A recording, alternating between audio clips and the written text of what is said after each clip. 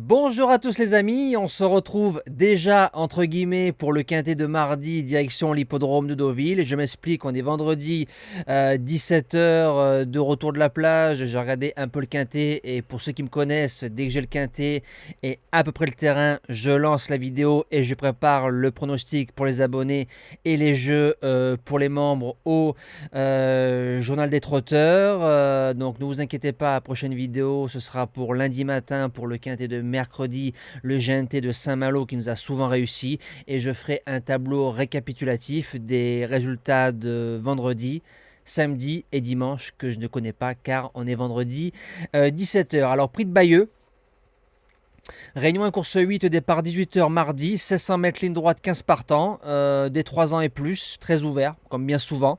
Pour l'instant, le terrain est annoncé collant 4,4 par France Gallo. Donc j'ai regardé la météo déjà pour le quintet de dimanche. Samedi, on annonce des pluies et dimanche des averses. Lundi, mardi, c'est à peu près calme.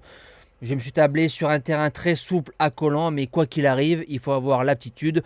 Au sol assoupli, base gagnante, le numéro 3, Aibari, gagnante quintet plus en 36 de valeur, cinquième l'année dernière, pas très heureux dans ce quintet-là en 38,5, il nous revient en 38, tout terrain, ça veut dire du bon terrain au terrain lourd, il a réussi. Seul petit X, c'est un pisteur, mais s'il est bien ramené aux 1000 et 1200, à la fin, il peut faire la différence. Deuxième base, le numéro 5, Light Wake Up, a battu l'Anaken à 3 ans. L'Anaken qui était notre base gagnante il y a quelques jours dans un quintet plus qui a fait un numéro devant. Il vient d'enchaîner par 2 victoires dans les handicaps, ça c'est toujours bon. La première au courage, la deuxième sortie plus facilement. Et à 3 ans, il avait couru plusieurs fois en ligne droite. Donc pour son retour sur un tracé rectiligne, je me dis que le podium est accessible. Premier outsider, le numéro 7, Gaylor Senora. C'est un cheval qui a fait 4ème de Quintet Plus à 3 ans, a réussi ici en ligne droite sur 1300 mètres, il fait entre 1300 et 1800, donc 1600, on est pile poil dans sa zone de distance. Il vient de regagner après une deuxième sortie après sa rentrée, il a réussi à mettre un bon coup de collier entre des chevaux. Donc ça c'est toujours bon quand tu es à fond et que tu arrives à remettre un petit coup de jarret pour son retour dans les quintets plus. Le multi est accessible. Deuxième outsider, le numéro 13, Alcamsim. C'est un cheval au mois de juin qui mettait 3 longueurs à Iken. Iken qui a fait deuxième d'un quintet plus à Compiègne, si je dis pas de bêtises.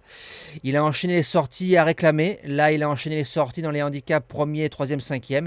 Et sur la forme et sur la ligne d'Iken, c'est un grand oui, outsider en puissance. Pour les chances, on commence avec sûrement le grand favori.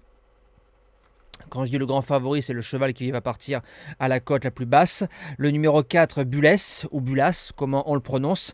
Deuxième pour son premier quintet plus, battu par la base gagnante qui était Caramelito. Un joli caramel à 6 contre 1 facile du côté de Longchamp. Il a une grosse course, donc j'espère qu'il a récupéré. Maintenant, il a 2 sur 2 en ligne droite en Angleterre. Sur ce qu'il vient de faire dans les 5 premiers, c'est largement jouable. En 6e position, le numéro 9, Hands of the Hirt. Alors c'est un 3 ans. Il a couru 2 quintets, mais c'est un 3 ans avec la plus haute valeur, ça j'aime bien. Il a couru 2 quintets, 2e, 5e, 6 sur 6 en course. Il fait du sable à collant, donc ça c'est magnifique. Quoi qu'il arrive, il aura son terrain, il va devant. Maintenant, devant, face aux vieux, ça peut être plus dur, mais comme les chevaux de l'entraînement de Henri, Alex Pantal sont toujours très bons en ligne droite, méfiance.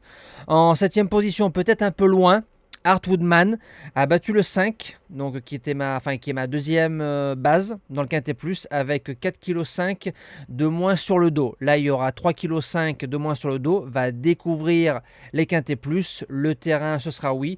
Il y a du pour et il y a du contre, mais c'est un cheval sur la ligne du 5 qu'il faut absolument garder en 8 chevaux.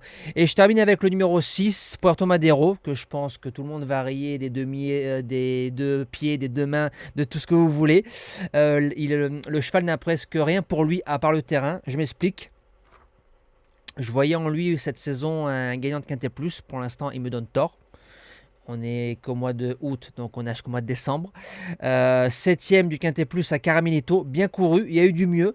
Et sur les sols assoupli, il a 3 sur 3. Donc revenir sur un sol où il a déjà réussi, je me dis qu'il peut créer la surprise à 30 ou 40 euros et venir choper une 5e place. Et en cas de non partant, le numéro 2, Central Park West, c'est un cheval qui attend mais qui a prouvé sa valeur dans les quintés plus, 4e du quintet de Roc Blanc, un quintet qui est je pense un peu supérieur à celui de mardi. Voilà, ce n'est pas un interdit et ce cheval-là rentrera en 8e position de la sélection en cas de non partant d'un des chevaux cités dans le tableau. Voilà, moi je vous dis à demain pour l'étape du GNT de Saint-Malo. Je vous souhaite encore une belle semaine et de bon jeu à tous.